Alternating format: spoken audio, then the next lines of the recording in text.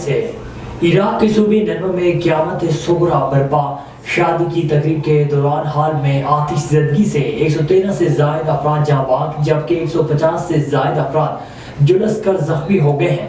عرب media کے مطابق عراق کی شہر الحمدانیہ میں شادی کی تقریب کے دوران حال میں آتش زدگی کے وقت 1000 سے زائد افراد تقریب میں شرکت کے لیے وہاں موجود تھے۔ رپورٹس کے مطابق عراق کی وزارت شہری دفاع کا کہنا ہے کہ حادثے کی ابتدائی تحقیقات کے مطابق آگ آتش بازی کے سامان سے لگی تھی۔ کنسرٹ ہال میں الارم اور فائر فائٹنگ سسٹم کے لیے حفاظتی تقاضوں کا بھی فقدان ہے۔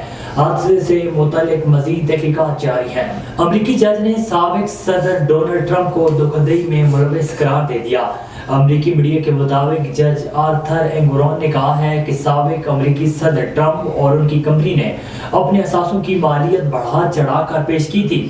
امریکی جج کا فیصلہ سناتے ہوئے کہنا تھا کہ ٹرمپ یہ ثابت نہیں کر سکے کہ ان کی ایک پراپرٹی کا خواہش مند خریدار سعودی عرب میں موجود ہے۔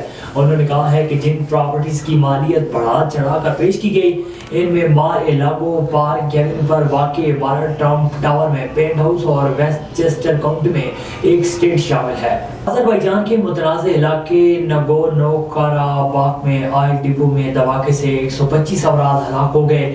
غیر ملکی میڈیا کے مطابق آرمینیا کے مقامی حکام کا کہنا ہے کہ ناگورنو قراباخ کے آئل ڈپو میں دھماکے سے 20 افراد موقع پر جاں بحق ہو گئے جبکہ 300 افراد کو مقامی اسپتال میں داخل کرایا گیا جس میں سے درجنوں افراد کی حالت نازک تھی۔